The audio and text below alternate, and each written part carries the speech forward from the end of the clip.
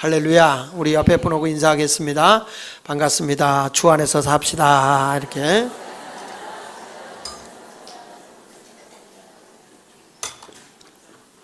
오늘 저는 여러분들과 함께 사역공동체라는 말씀을 증거합니다. 이번 주와 다음 주에 이어서 하겠는데,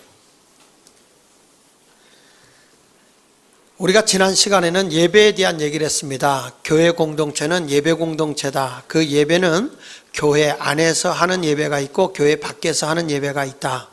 교회 안에서의 예배는 내 몸을 하나님께 산제물로 드리는 것이다 라고 말씀을 드렸습니다.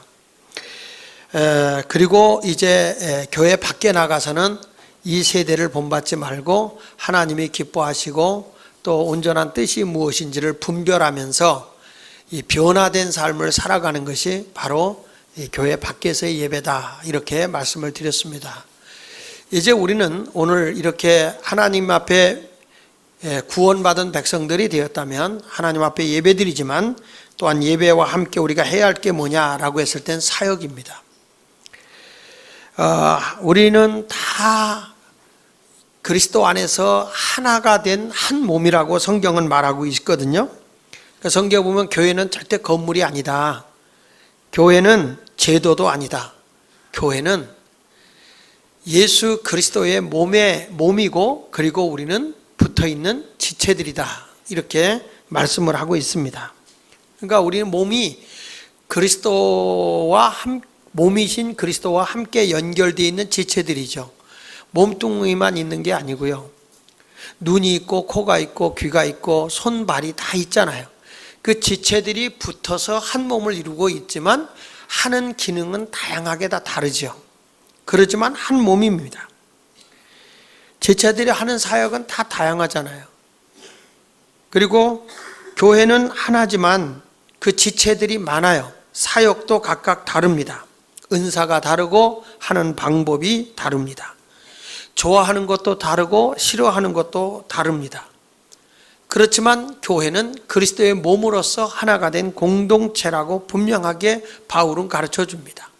5절에 있는 말씀에 보면 이와 같이 우리 많은 사람이 그리스도 안에서 한 몸이 되어 서로 지체가 되었느니라. 근데 이 지체가 한 몸이 돼서 서로 도와주는 거 아니겠어요? 근데 여기 보면 지체가 되었다는 말은 무슨 뜻이냐면 같다는 말이 아니고 다르다는 거죠. 다르다는 것은 절대 나쁜 게 아니에요. 다르다는 것은 아름다운 것이고 조화를 이룬다는 거예요. 여러분들 옆에 있는 분 보면 옷이 다 달라요. 그래서 아름다운 거예요. 다 제복들 입고 있으면요 아름답지 않아요. 군인들 옷 입고 야 이쁘다 그런 데 없어요. 다 똑같으니까. 죄수들이 제복 입고 이거 아름답다 이런 사람 없어요. 근데 옷은 다 취향에 맞게 달라요. 다 아름다워요. 근데 이게 다르기 때문에 조화를 이루는 거예요. 사람이 생각도 말하는 것도 다르기 때문에 아름다운 거예요. 전 북한에서 어린아이들이 아버지 수령님께서 뭐 이런 거 할 때는 세계 매스컴이 정말 이상하다는 거예요. 똑같은 말을 하니까. 애들답지가 않은 거예요. 기계적인 거예요. 이런 것은 절대 아름답지 않습니다. 교회도 다 섬길 때 행복하고 또 이렇게 봉사할 때 다 아름다운데 하는 기능이 다 다르더라고요. 내가 우리 집에 그 손녀딸이 와서 보니까 엄마가 하는 거하고 또 우리 집사람이 하는 거하고 조금 다르더라고요. 근데 다른데 애는 이뻐하더라고요. 똑같은 거예요. 우리가 하나님을 사랑하는데 주님을 섬기는데 생각은 다 다를 수 있고 표현은 다를 수 있어도 다 주 안에서는 하나라는 거예요. 이 지체가 다양성 속에서 일체함을 갖는 것이다 이렇게 말해주고 있습니다.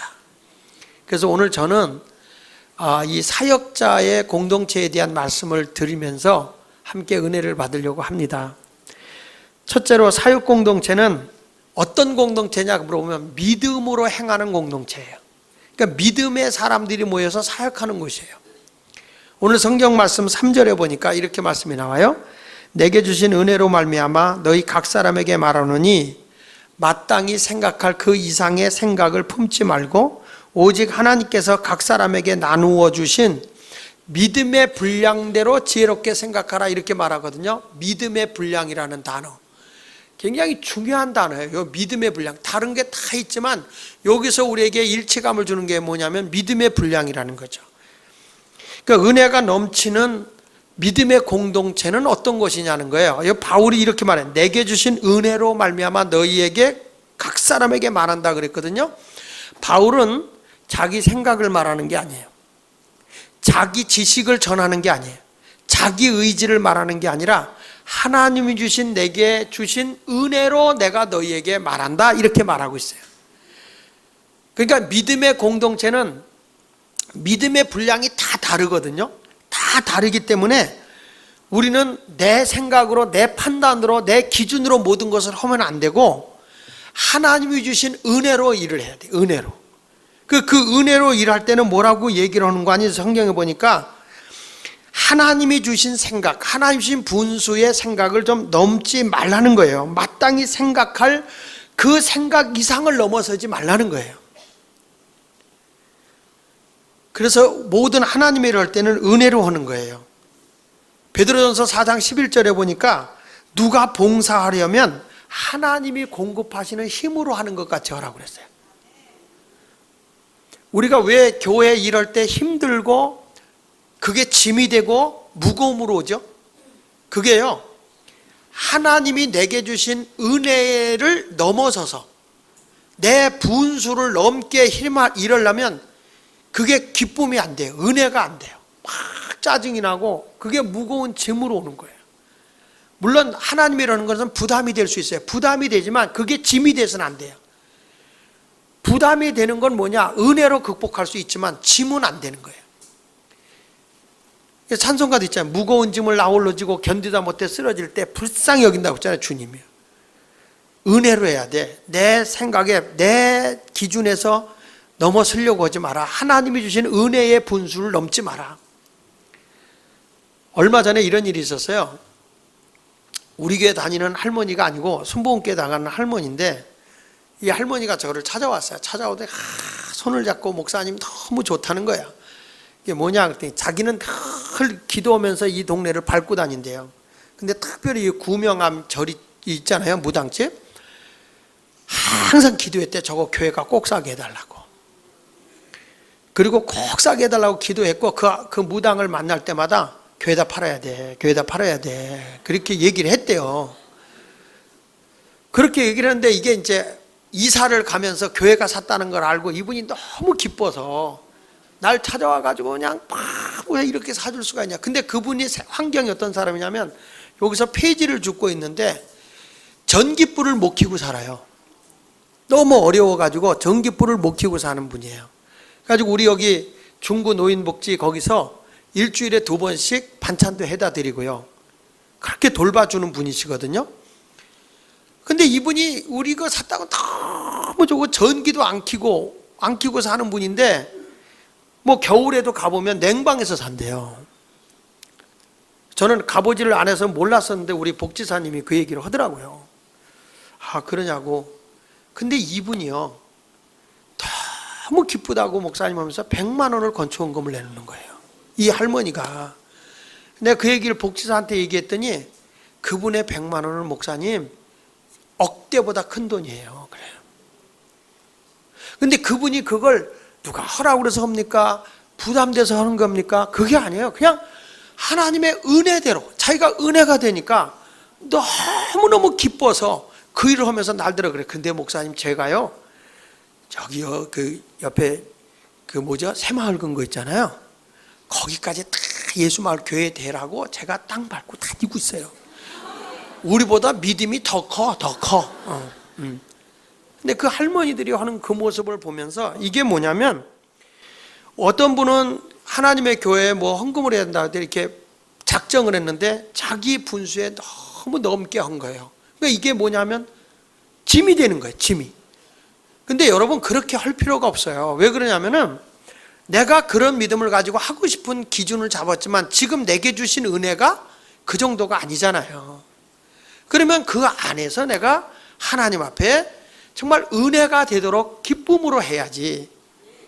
이걸 가지고 너무 힘들어하고 무거워하고 하는 거는 하나님도 기뻐하는 게 아니에요. 그거는 액수가 많고 적은 게 문제가 아니잖아요. 성경에 보면 한 과부가 엽전 두 입을 냈어요. 그리고 뭐 부자들이 더 많이 냈어요. 근데 사람의 기준으로 볼 때는 이 부자가 헌금을 많이 낸 거야. 많이 냈기 때문에 이 사람 참 크게 했다 그럴지 모르는데, 예수님은 뭐라고 하냐면 이 많은 사람 가운데 엽전 두 입, 두 냥을 낸 이 사람이 제일 많이 냈다는 거예요. 이게 뭐죠? 하나님이 내게 주신 은혜 안에서 자기가 최선을 다한 것뿐이에요. 그래서 은혜가 돼야 돼. 기쁨으로 돼야 되는 거예요. 지난 주일날 여자 두 분이 저를 만나러 왔다는 거예요. 여자가 두 분이 왔다 하면은 저는 무서워. 왜냐하면 항상 둘이 올 때는 꼭 신천지가 와요. 신천지가 와요. 신천지가 찾아왔나 보다. 그래가지고 제가 우리 최강철 목사 보고 나가서 만나봐라 그랬더니, 목사님 신천지 같지는 않은데요, 목사님을 꼭 만나야 되겠다는데요. 그래? 알았어. 그래서 제가 제 아내 보고 당신이 나가봐 그랬죠. 난 여자들이 무서워. 진짜 무서워. 그래서 우리 집사님 나갔어요. 나갔다 오더니 당신을 만나야 될 것 같아요. 그래요. 알았다고. 그래서 이제 만났어요. 만났는데 요 가까운 인근에 있는 교회의 교인이고, 남편이 안수 집사고 교회 중직자예요. 근데 이분이 3년을 넘게 우리 교회에 철야기도, 심야기도로 오신 거예요. 이분이 와서 당신들의 은혜를 참 많이 받고 응답받은 게 너무 많다는 거예요. 하나님의 은혜로 너무 응답받은 게 많다는 거예요. 그래서 목사님들 이런 사역을 하는데 제가 좀 도와드리고 하나님 앞에 헌금하고 싶은 마음이 있어서 왔다고 그러면서, 둘이 형제더라고요. 이제 자매기가 아닌데 둘이 와서 100만 원씩을 이렇게 내고 가더라고요. 우리 교인이 아닌데. 근데 이것이 뭐냐면 뭐 하라고 그래서 하고 뭐 부담되고 짐스러워 이런 게 아니라 그냥 하나님의 은혜가 오니까 그냥 내가 기쁨으로 하고 싶은 거예요. 주님이 지금 원하는 거는 그런 봉사를 요구하는 거거든요. 지금 여기 성경에 있는 말씀에도 바울이 뭐라 하냐면, 내게 주신 은혜로 말미암아 너희 각 사람에게 말하는데 마땅히 생각할 그 이상의 생각을 품지 말라는 거예요. 너가 하나님보다 높아가려고 하지 마라. 월권하지 마라. 좀 쉽게 설교하면 너 주제 파악 똑바로 하고 살아라, 그런 얘기예요. 내게 준 은혜가 이 정도니까 이 다음에 더 많은 걸 주면 그때 가서 그렇게 해도 주신 은혜 가지고 네가 해. 이런 말씀이에요. 이게 사람들이 교회가 시끄러워지는 이유도 월권하기 때문에 그래요. 자기가 해야 할 일은 하지 않고 남의 일에만 자꾸 간섭하고, 당신 왜 그래? 그러니까 가룟 유다 같은 거죠. 자기는 도둑질하면서 남이 크게 하니까 왜 그거 갖다 팔아서 가난한 사람에게 나눠주지? 왜 그걸 가지고 말이야 한 번에 낭비하느냐? 이런 식으로 자꾸 쓸데없는 것에 간섭을 하는 거잖아요. 그때 예수님이 뭐라고 그래요? 그냥 내버려둬라. 가난한 자들은 너희들과 늘 함께 있으니까 언제든지 가난한 자를 위해서 너희가 살 수 있어. 그러나 나는 곧 죽어. 저희 여인이 향유를 드린 것은, 옥합을 깨뜨려서 드린 것은 장례를 준비한 것이야. 예수님이 그냥 그 사람은 그만한 만큼 할 만한 믿음의 분량이 되는 거예요. 그러니까 오늘 여기 보세요. 3절에 뭐라고 그래요? 각 사람에게, 끝부분에 보니까 각 사람에게 뭐라고 그랬죠? 하나님께서 각 사람에게 나누어 주신 무엇대로? 믿음의 분량대로 지혜롭게 생각하라, 이렇게 말하잖아요. 그러니까 어떤 사람은 큰 믿음 있는 사람이 있어요. 그러니까 꼭 뭐 예수님의 제자고 옆에 붙어있기 때문에 큰 믿음을 가진 건 아니더라고요. 베드로 같은 사람도 큰 풍랑이 오니까 두려워하다가 물에 빠져서 죽게 되잖아요. 그때 예수님이 베드로 건져놓고 뭐라고 그래요? 믿음이 적은 자야, 왜 의심하느냐? 그러니까 예수님의 제자도 의심하니까 적은 믿음이 되는 거예요. 근데 이방 여인인 가나안 여인이요, 자기 딸이 병들어 죽게 되니까 예수님을 쫓아가면서 내 딸의 병을 고쳐달라고 간청을 하잖아요. 그러니까 예수님이 들은 척을 안 해요. 쳐다보지도 않아요. 얼마나 시험 들겠어요. 쳐다보지도 않는데. 여러분들도 목사님한테 내가 쳐다보지 않고 가보세요. 시험 들지요. 그렇죠? 목사님 안녕하세요? 안녕하니까 서 있죠. 뭐 이렇게 하면 그 말한 사람 얼마나 썰렁해요. 근데 예수님이 앞에 와서 예수님 우리 딸 좀 고쳐주세요. 쳐다보지도 않는 거예요. 자기 막 딸이 급한데 지금 쳐다보지도 않아요. 너무 그 여자가 사모하니까 예수님께 제자들이 간청을 하는 거예요. 예수님, 저 여인의 소원을 들어주시는 게 어떨까요? 저렇게 울부짖고 저렇게 사모하고 있는데 소원을 좀 들어주시죠. 그랬어요. 그러니까 예수님이 그 여인을 이렇게 보더니 가까이 왔는데 그 여인 보고 저 여인에게 줄 거 있으면 차라리 개 주는 게 낫잖아? 이렇게 말씀하시는 거예요. 여러분은 어떻게 생각하세요? 여러분 와서 목사님 저에게 안수기도 해주세요. 그랬을 때 내가 당신한테 안수하는 것보다 개한테 안수하는 게 낫잖아? 이렇게 얘기한다면 여러분이 신앙생활 하겠어요? 질문 같지 않으면 대답 안 하시겠지만, 근데 이 여인은요 정말 인격 모독 아닙니까? 이런 소리를 듣는데 예수님 앞에 이런 말을 해요. 예수님 옳습니다. 개들도 주인의 상에서 떨어지지 않습니까? 그걸 먹지 않습니까? 내가 개라도 좋아요. 그러니까 예수님이 주인이라면 부스러기라도 주세요. 부스러기라도 주세요. 그래서 우리 딸을 좀 살려주세요. 예수님이 그 말씀을 듣고 그 딸에게 하는 말이 뭐는 거 아니? 딸아, 내 믿음이 참 크다. 네 믿음이 너무 크다. 내 믿음대로 되라. 그 시로 그 여인의 딸의 병이 났어요. 예수님이 뭘 보기를 원해요? 믿음을 보기 원해요. 우리가 신앙생활하면서 한 번 업그레이드하고 한 번 크려고 하면요 정말 부딪힘이 많아요. 우리가 큰 나무들이 바람 잘 날 없다고 그러잖아요. 우리가 어떤 일을 하고 어떤 사역을 하려고 하면 부딪힘이 많습니다. 그래서 결혼하려고 준비하는 사람들 자꾸 만나고 뭐 준비하다 보면 막 부딪히지, 막 싸우지. 안 싸우지? 막 싸워요. 다툼이 생겨요. 어쩔 수 없어요. 그런데 그걸 고비를 넘겨서야지. 둘이 그것이 싸운다고 우리 갈라서 어떤 놈을 만나봐라 안 싸우나? 어떤 여인을 안 만나봐요 안 싸우나? 다 싸워요. 다 부딪혀요. 내가 그래서 두 사람 결혼한다고 오면 준비하는 과정에서 내가 꼭 그런 얘기 한다고요. 호사다마다 좋은 일이 있을 때는 꼭 막 아끼는 거란다. 그거 잘 극복해라. 서로 양보해라. 서로 자꾸 이해하려고 노력해라. 그렇게 얘기를 하는데도 그게 잘 안 되는 거예요. 그게. 저는 여러분에게 말씀합니다. 이 세상에 되어지는 일들 속에 우리 예수님이 오죽하면 그렇게 했어요. 나로 인하여 실족하지 않는 자가 복이 있다. 예수님 때문에 부딪힌 일도 많거든요. 그러니까 나로 인해서 실족하지 마라. 온전한 믿음의 길을 걸어가라 그 얘기죠. 그런 자가 복이 있는 거예요. 여러분들도 우리가 교회를 건축한다, 뭐 한다, 이런 것은 본질이 아니에요. 우리 진정한 본질은 예배당이 있고 없고, 예배당이 크고 작고, 이건 그렇게 중요하지 않아요. 성도들의 아름다운 믿음의 공동체를 세워나가는 것이 하나님이 기뻐하는 거예요. 그래서 여러분들은 어떤 믿음을 갖냐? 작은 믿음을 가진 자도 있고 가나안 여인같이 큰 믿음을 가진 자가 있어요. 근데 그 믿음을 가지면 구원의 역사도 있고 치유의 역사도 있고 능력도 나타나거든요. 그렇다고 해서 함부로 정죄는 하지 말라는 거예요. 큰 믿음이 있고 작은 믿음도 있으니까. 근데 이런 분이 있잖아요. 어떤 분은요, 자기에게 눌려오는 무거운 짐의 태산 같은 것들을 물리치는 분이 계세요. 태산을 넘어 험곡에 가도 빛 가운데로 걸어가면 주께서 아니 버리시기로 약속한 말씀 변치 않네. 변치 않아요, 주님이. 그래서 하늘의 영광 나의 맘속에 차고도 넘쳐 할렐루야를 힘차게 불러 영원히 주를 찬양하리. 어떤 분은 믿음을 가져도 산을 옮기는 믿음이 있어요. 마가복음 11장 23절에 보니까 내가 진실로 너에게는 누구든지 이 산더러 들려 바다에 던져지라 하며 그 말하는 것이 이루어질 줄 뭐하고?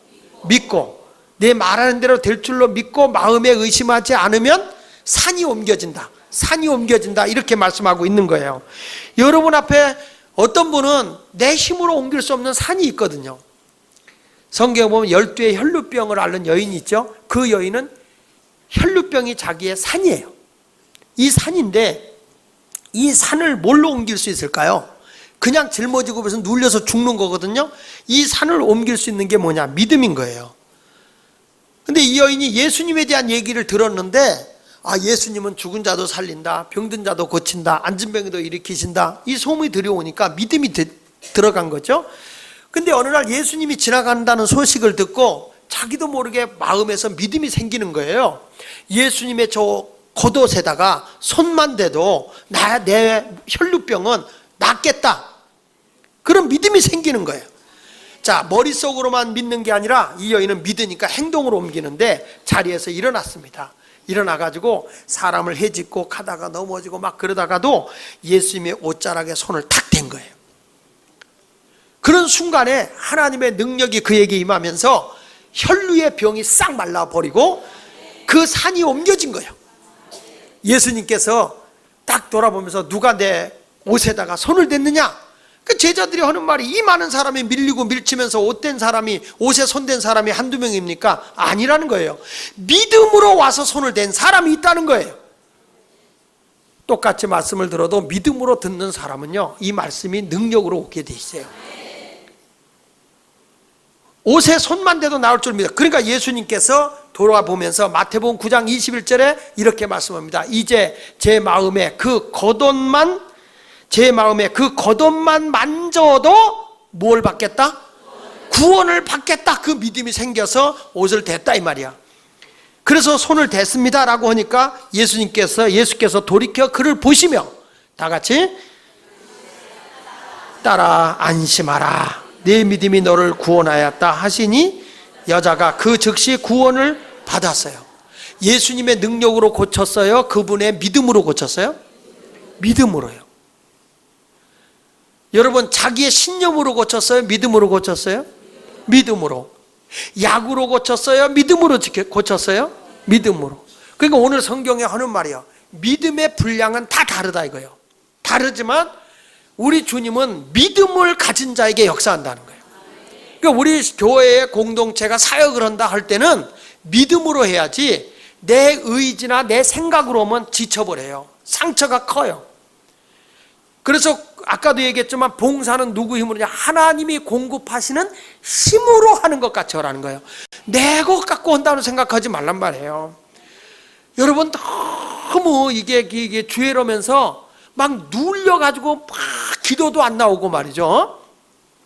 너무 주애로는데 너무너무 그게 무거운 짐으로 와서 나를 짓누르면 그건 하나님의 뜻이 아닌 거예요. 그걸 벗어나야 돼요. 은혜로 해야 되는 거예요. 은혜로. 할수록 기쁘고 할수록 해피하고. 그러면 산이 옮겨가요. 산이. 소경들이 지나가는데 두 소경이 지나가요. 웅성웅성 사람 소리가 막 나는 거예요. 이게 무슨 소리예요? 그랬더니 나사렛 예수가 이 앞을 지나가고 있어요. 그 나사렛 예수가 지나가면서 말이야 죽은 자도 살렸어. 바로 그 전에 회당장 야이로의 딸을 살린 사건이 있거든요. 그러니까 그분이 말이야 죽은 자도 살렸대. 문둥병자도 고쳤대. 소경도 눈 뜬다는데? 이 말씀을 들었고 있었어요. 그런데 이 사람들이 말이야 누가 지나가요? 그랬더니 나사렛 예수가 지나가고 있어 그랬어요. 분명히 나사렛 동네에서 자라신 예수님이 지나간다고 얘기를 했어요. 그런데 이 소경 둘이요 예수님에게서 외치기 시작하는 거예요. 다윗의 자손 예수야, 나를 불쌍히 여겨주세요. 다윗의 자손 예수야, 나를 불쌍히 여겨주세요. 다른 사람들이 예수님을 누구라고 소개했냐면 나사렛 예수라고 했어요. 근데 이분들은 다윗의 자손이라고 하고 있어요. 왜냐? 성경에 보면 앞으로 메시아가 우리를 구원하러 오시는 구세주는 다윗의 혈통으로 태어난다 그랬거든요. 이분들은 나사렛 예수로 보고 있는 게 아니라 다윗의 혈통에서 출생하신 구세주다, 메시아다, 구원의 하나님이다, 그걸 믿은 거예요. 왜? 예수 그리스도가 구원의 하나님이 오면 이런 말씀했잖아요. 가난한 자에게 복음이 전파되며 포로된 자에게 자유를 주며 눈먼 자에게 보게 한다 그랬거든요. 그러니까 이 사람들은 예수 그리스도가 누구냐? 다윗의 자손이다 이거예요. 그 다윗의 자손 예수야. 예수님의 발걸음이 멈추지 않을 수가 없어요. 다른 사람은 야 나사렛 예수 지나간다. 나사렛 예수. 나사렛 동네의 예수를 얘기하고 있는데 이분들은 메시아 대신 예수를 부르고 있으니까요. 그러니까 예수님이 그들을 바라보면서 뭘 원하느냐 그랬어요. 너희들에게 내가 뭐 해주길 원하느냐 그랬더니 보기를 원합니다. 우리의 눈이 떠졌으면 좋겠습니다. 예수님이 그들에게 물었어요. 내가 너희의 산을 옮길 수 있는 자냐? 다시 말하면 너희들 눈을 뜰 수 있다고 믿느냐? 이렇게 물었어요. 내가 내 눈을 뜨게 할 수 있다고 믿느냐? 그랬더니 이들이 믿습니다. 당신은 분명히 메시아이기 때문에 눈먼 자를 보게 하실 분이십니다. 그랬더니 예수님께서 그들의 눈을 만지셔요. 한번 볼까요? 마태복음 9장 29절에 보니까 이에 예수께서 그들의 눈을 뭐 하시며 만지시며 이르시되 다 같이 너희 믿음대로 되라. 다시 너희 믿음대로 되라. 이 믿음대로라는 말은 엘피조메논이라는 말인데 믿는 만큼, 내가 기대한 만큼 그런 말이에요. 내가 믿음의 크기만큼 믿는 대로 되라 그러는 거예요. 오늘도 나는 여러분들이 이 말씀을 듣고 여러분의 마음에서 믿음이 생기면 이 믿음대로 되라 하는 순간에 되는 거예요.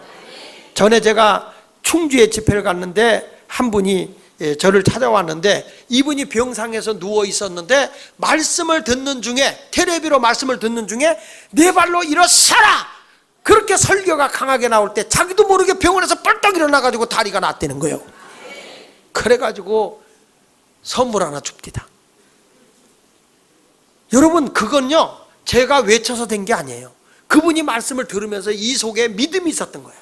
믿음이 생기니까 내 믿음대로 되라 하는 순간에 그 믿음이 역사하여 일어나게 된 거예요.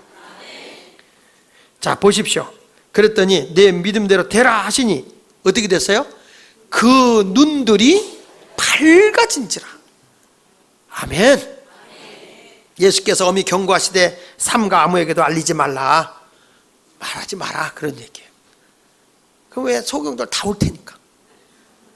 온다고 되는 게 아니에요. 예수님에게 와서 다 고쳐주는 게 아니라 믿어야 되는 거예요. 믿어요. 그래서 우리가 사역을 한다, 어떤 일을 할 때는 이거 주님의 일은 절대 내 지식, 내 경험 이걸로 가는 게 아니라 믿음으로 해야 돼. 믿음으로. 믿음으로 안 하면 다 상처야. 어려움에 힘든 거예요. 오늘도 사랑하는 여러분이 확실한 믿음으로 지혜로운 성도가 되어 하나님의 분량 주신 은혜의 분량대로 잘 감당해 나가는 성도가 되시기를 예수 이름으로 축원합니다.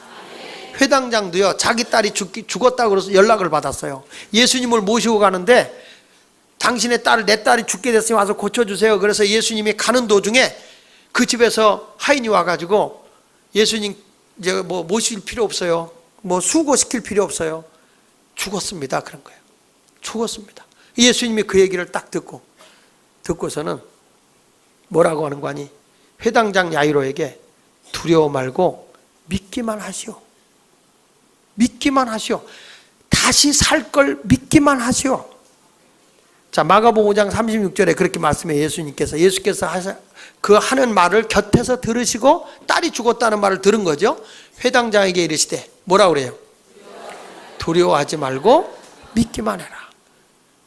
근데 이 회당장 야이로는 그냥 믿고 예수님을 모시고 가는 거예요. 믿고 예수님을 모시고 갔는데 예수님께서 그 소녀에게 달리다금 소녀여 일어나라.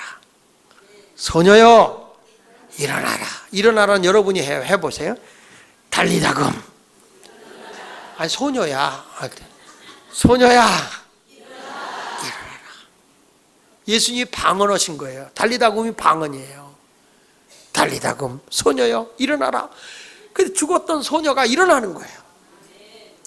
자, 아버지가요 죽은 자도 살리시는 예수님을 믿었어요. 예. 믿으면 하나님이 역사해요. 그래서 울어도 못하네, 힘써도 안 되네, 참아도 못하네, 믿으면 하겠네. 주 예수만 믿어서 그 은혜를 힘입고 오직 주께 나가면 영원 삶을 얻네. 십자가에 달려서 예수 고난 보셨네. 나를 구원하시리, 나를 구원하시리, 나를 구원하시리, 나를 구원하시리. 예수밖에 없네. 나를 지금 질병에서, 가난해서, 나의 죄악의 자리에서, 그 고통과 고민의 자리에서 나를 구원해 주실 분은 누구밖에 없네? 예수밖에 없어요. 이거는 울어도 안 되고 힘써도 안 되고 참아도 안 되는데, 나를 구원하실 분은 예수밖에 없다는 믿으면 된다고 찬송가에 나오잖아요. 그래서 찬송가는 곡조 있는 기도예요. 난 이 찬송가 부를 때마다 그래요. 울어도 못하네, 힘써도 못하네, 참아도 안 되네, 믿으면 되겠네, 구주 예수만 믿어 그 은혜를 힘입고, 그 은혜를 힘입고 오직 주께 나가면 영원 삶을 얻네. 십자가에 달려서 예수 고난 보셨네. 나를 구원하시리, 나를 구원하시리. 내 병을 고쳐주실 그분이란 말이야. 내 모든 물질 문제를 해결해 줄 그분이란 말이야. 나를 구원하시리. 뒤는 여러분이 불러요. 나를 구원하시리. 믿으십니까? 그 예수밖에 없는 거야. 그 예수밖에. 그래서 우리 공동체는 어떤 공동체냐? 믿음으로 나가는 공동체다. 그 사역은 믿음으로 하는 거예요. 믿음으로 안 하면 어려움이 와요. 힘들어요. 지쳐요. 막 상처가 많아요. 근데 주님이 주시는 힘으로 오면 우리가 은혜롭게 할 수 있어요. 그 다음에 두 번째 가서는 사역 공동체는 각각 은사를 가진 다양성의 사역자들이에요. 하지만 다 일치감은 아니라 사역은 다양하다. 그래서 따라합시다. 교회는 그리스도의 몸이다. 4절에 보니까 이렇게 나오잖아요. 우리가 한 몸에, 우리가 한 몸에, 우리가 한 몸에. 그러니까 여기서 말하는 거야. 교회는 건물이 아니죠? 교회는 건물이 아니에요. 믿음의 공동체인데 믿음의 사람들이 모여있는 그리스도의 몸이에요. 그래서 우리가 한 몸에 많은 지체를 가진 거예요. 그러니까 교회라는 공동체는 한 몸이거든요. 한 몸인데 여러 지체를 가진 거예요. 다 지체를 가졌어요. 이 지체들이 힘들어도 함께 하는 거예요. 지체가 팔이 오늘 나 어깨가 아파서 오늘 쉬어야 되겠다 그리고 떨어져 나가면 안 돼. 항상 붙어 있어야 돼. 여러분 오늘 너무 피곤하니까 몸뚱아리는 뒤에 쉴 테니까 다리만 교회 보내. 그럴 수는 없는 거예요. 아무리 힘들고 어려워도 우리는 한 몸인 거예요. 교회는 생명이신 예수 그리스도가 우리 안에 들어와 있어서 예수의 생명의 사랑이 흘러 넘치는 것이에요. 그래서 에베소 1장 23절에도 뭐라고 말하는 거니? 에베소 1장 23절에 교회는 그의 몸이니 그렇게 말하고 있어요. 교회는 예수 그리스도의 몸이에요. 절대 교회는 건물이 아니에요. 예배당이 아니에요. 교회는 우리가 두세 사람이라도 예수로 모인 곳에 주님이 함께하는 공동체예요. 이게 교회인 거예요. 제가 말씀드리지만 아무리 예수마을교회가 예배당을 지어도 예배당은 그렇게 중요한 거 아니라니까요. 공동체가 중요한 것이죠. 많은 이게 뭐 예배당하고 뭐 크게 졌다 못했다 분량에 감당하지 못할 예배당은 안 진다니까. 우리가 감당할 수 있는 것만큼 하는 거죠. 그러니까 여러분 알다시피 이게 우리가 교회 예배당을 다녔는데 공동체가 파괴되고 막 지체들이 모임이 없다. 이거는 교회로서의 아주 빵점인 거예요. 빵점. 사람이 많이 모였어도 이건 교회가 아닌 거예요. 그 교회 안에 가니까 그 안에 만물의 충만함이 다 있더라고요. 사랑 안에 가니까 사랑 안에. 우리 지난주에 우리 교회에 곽기근 집사님이 세상을 떠는데 이분이 어린 나이에 교통사고를 당해갖고 이 목을 다쳐갖고 하반신을 못 쓰는 사람이었어요. 그러니까 휠체어를 타고 늘 이렇게 다니고 소대변 이렇게 하반신을 다 못 쓰는 분이니까 이 손만 이렇게 움직이고 있는데 손도 뭐 이렇게 축축 늘어지는 그런 스타일이죠. 근데 이분이 돌아다니면서 이렇게 돈을 좀 누가 도와주고 뭐 이런 걸 가지고 이분이 자기와 똑같이 어려운 사람들에게 휠체어를 사줬더라고요. 그분이 그 어려운 사람을 이렇게 돕고 그랬더라고요. 참 귀한 분이셨어요, 이분이. 그러니까 다른 사람은 다 도움만 받고 마는데 오늘 아까 일부의 동생과 그 재수 씨가 같이 오셨는데 참 그걸 보면서 이분이 참 건강하게 산 분이야. 장애인이라고 그래서 남에게 도움만 입고 사는 분이 아니고 남에게 돕고 있는 그런 아름다움이었어요. 그래서 교회라고 하는 것은 이렇게 정말 그 그리스도의 몸에 생명이 막 흘러가는데 뭐 많고 적고를 떠나서 이 만물의 충만함이 그 안에 다 있는 거예요. 뭐 기쁨이 함께 있고 슬픔이 함께 있고 나눔이 함께 있고 이런 충만함이 계속 이루어져야 되는데 지금 외따로 떨어져 가지고 너는 너 나는 나 이런 모습은 아름다운 교회 공동체가 아니라는 거죠.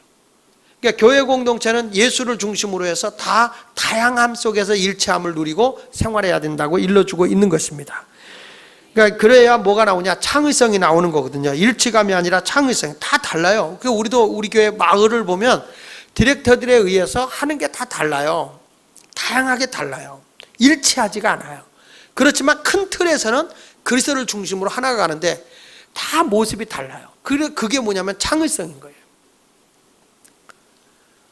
여자분들도 누가 머리 이쁘다고 해서 다 똑같이 하면요 정말 재미없어요. 다양하게 개성 있게 이렇게 해야죠. 그게 아름다운 거예요. 옷 입는 것도 다양하고 어떤 사람은 빨간 거 좋아하는 사람은 늘 빨간 거 입잖아요. 까만 거 좋아하는 사람은 항상 까만 거 입잖아요. 흰색 좋아하는 사람은 항상 흰색 입어요. 목사님들 가운데도 보면 제가 그 청주에 가면 흰돌교회라고 있어요. 우리 그 심옥저 장로님이 잘 아는 장인이 나가는 교회인데 장로님인데 그분은 말이죠. 항상 옷이 하얀 거에다가 백구두 신고 다녀요. 그분은. 진짜 우리끼리 얘기인데 생긴 건 별로 안 생겼어요. 예. 그런데도 아주 그냥 완전 제비같이 그분의 스타일이에요. 그분이 스타일이에요. 그러니까 자기는 그게 좋대. 그런 거 입는 게. 난 그렇게 입고 다니래도 창피해서 못 입고 다니겠어. 하얀 옷 입고 백구도 신고 제비도 아닌데 그러고 다니면 그 뭐 참 쑥스럽지 않겠어요? 그러니까 다 취향이 달라. 그러면서도 다 일치감이 이루어지더라고요. 하나가 되더라고. 그러니까 여러분 우리가 사역하는 데 있어서 나하고 생각하는 것이나 사역하는 것이 다르다고 비판하지 말고 그것을 함께 아우러서 이루어 나갈 때 조화를 이루게 될 줄로 믿습니다. 저는 그렇게 생각합니다. 보면은 사람의 이렇게 다 지체가 있는데 가장 중요한 것들은요 가장 은밀한 깊은 곳에 숨겨져 있어요. 나타나지 않아요. 자, 여러분 심장 봐요? 심장은 숨겨져 있어요. 그래도 이 심장이 이게 다치면 안 되니까 아예 하나님의 앞뒤로 뼈로 다 이렇게 방어를 해놨어요. 이렇게 뼈로 다 해가지고 안전망을 다 쳐놨어요. 사람에게 아주 중요한 게 어디냐면 뇌요, 뇌. 그 뇌가 이게 순두부같이 생겼거든요. 근데 순두부같이 생긴 그 뇌를 보호하기 위해서 여러분 하나님께서 해골이라는 여기 뼈로 그 골을 완전히 감싸고 있습니다.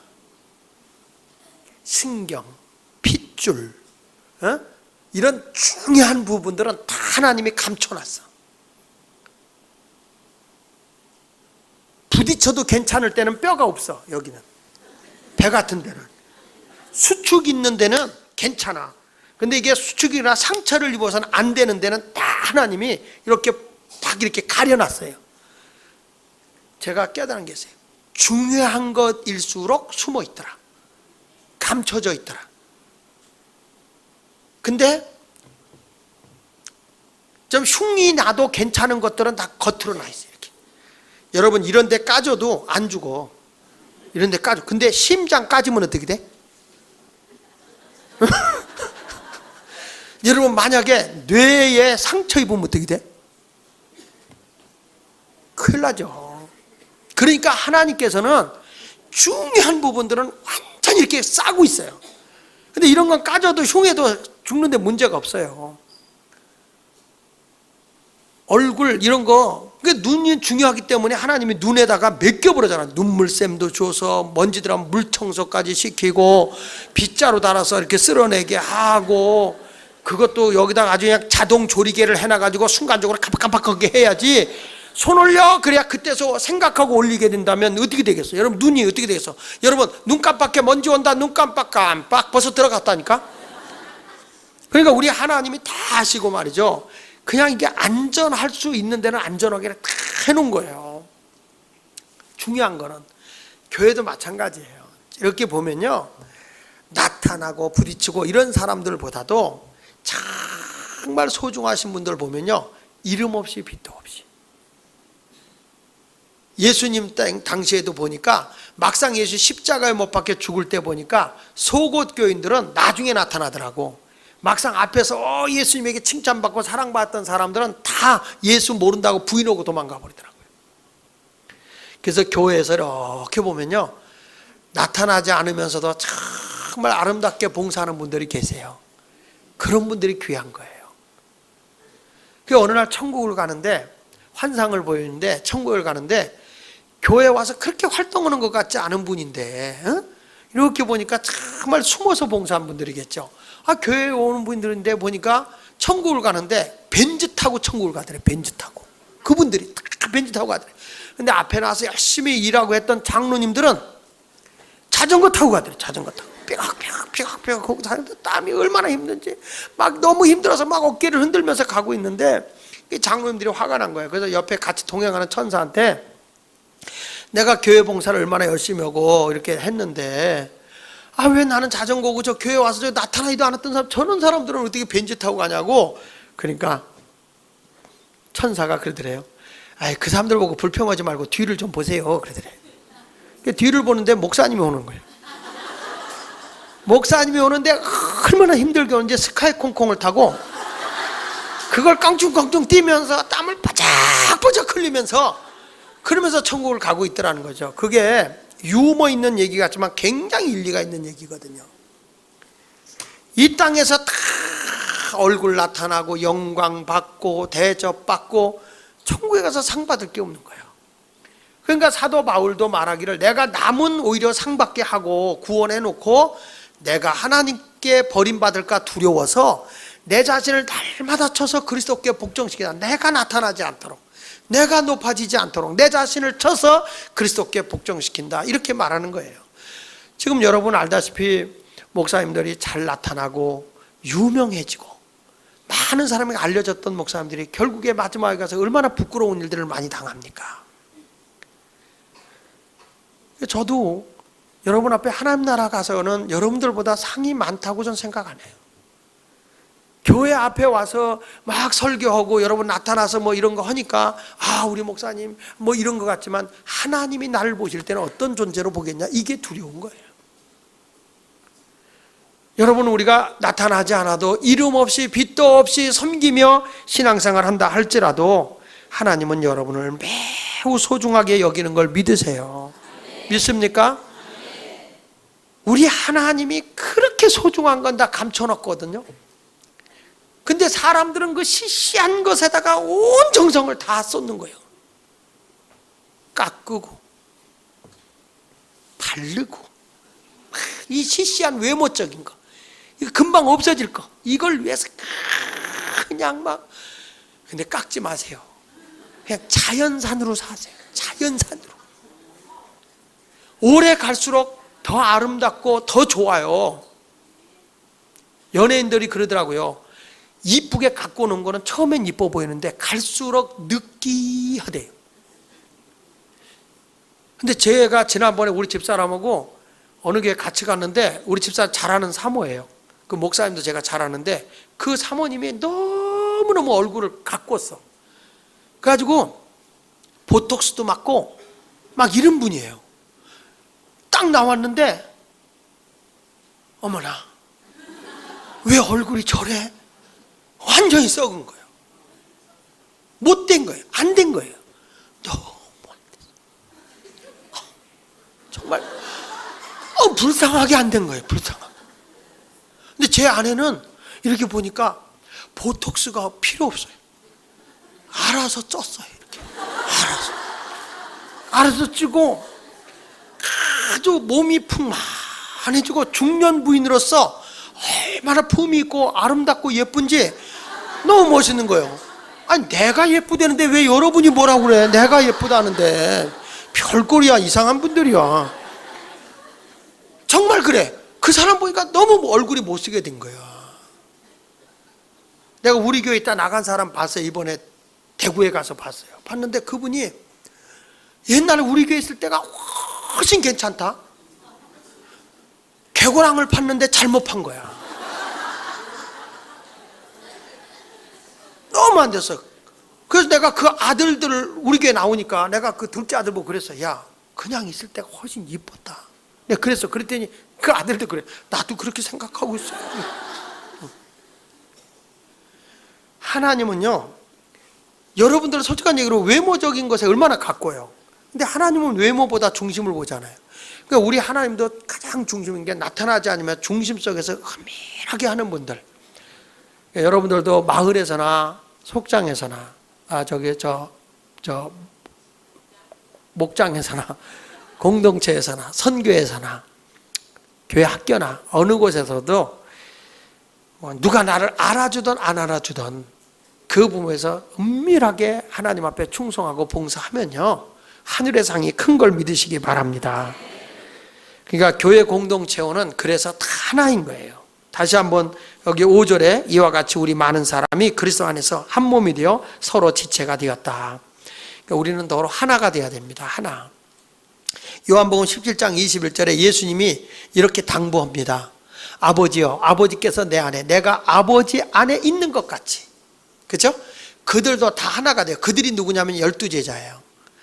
그러니까 아버지와 예수님이 하나이듯이 그들도, 예수님의 제자들도 다 하나가 돼요. 우리 안에 있게 하사, 주 안에 있게 하사, 세상으로 아버지께서 나를 보내신 것을 믿게 하옵소서. 저들도 내가 세상에 보낼 때 아버지가 나에게 사역을 줘 이 세상에 보낸 것처럼 이제 저들끼리도 하나가 되게 하고, 저들이 어느 안에서, 예수 안에서, 믿습니까? 우리가요, 인간적으로 똘똘 뭉쳐가지고 막 얼마든지 하나 될 수 있어요. 그러나 그건 주님이 인정하지 않아요. 우리가 어디서 하나가 돼야 돼요? 예수 그리스도 안에서 하나가 되는 삶을 사는 것이 중요하다. 믿습니까? 그래서 이제부터 교회 안에는 신앙 색깔도 다르고 자기가 하나님께 받은 분량도 다르고 다 다르지만 너 왜 그래? 이러지 마시고 큰 믿음, 작은 믿음, 또 뭐 색깔 있게 적극적 있는 사람 있고 소극적인 사람 있고, 어떤 사람은 외향적인 사람 있고 굉장히 내향적인 내성적인 사람도 있고, 그렇지만 그걸 가지고 정죄하고 심판하지 말고 다 우리는 하나, 예수 안에서 한 몸을 이루는 그런 공동체가 되어서 주의 사역을 서로 섬기면서 서로 사랑하면서 하는 그런 공동체원이 되기를 바랍니다. 우리 모두 아름다운 공동체가 되어야 돼. 아직도 내가 이 한 몸에서 떨어져 있다면 오늘 빨리 가서 붙어주세요. 지체로서 붙으시길 바랍니다. 그랬을 때 하나님께서 존귀하게 여러분을 사용하기를 원하시는 걸 믿으시기 바랍니다. 우리 다 같이 하늘성으로 기도하는 시간을 갖도록 하겠습니다. 사랑하는 여러분, 신앙생활은 은혜로 믿음으로 하는 겁니다. 여러분들이 신앙생활하는 게 짐이 되거나 너무너무 힘들다면 그것은 아니에요. 그러니까 지금 내게 하나님 주신 은혜의 분량에 따라서 분수에 맞게 기쁨으로 하나님의 일을 감당해 나가시기를 바랍니다. 그래야 그것이 믿음으로 우리가 행할 때 주님이 나를 도와주는데, 교회에 와서 누구 때문에 서로 상처받지 마시고요, 한 몸 된 지체로서 끝까지 힘들어도 붙어 있으면 때로는 팔이 아프기도 하지만 때로는 생선을 앓기도 하지만, 그러나 끝까지 붙어 있으면 서로 도와서 치유가 되고 회복이 되는 것입니다. 우리 모두 하나님 앞에 온전한 그 아름다운 공동체, 사역 공동체 되게 하여 주시고 지체로서 함께하는 한 몸 된 공동체원들이 되게 하여 주옵소서. 다 같이 기도하겠습니다.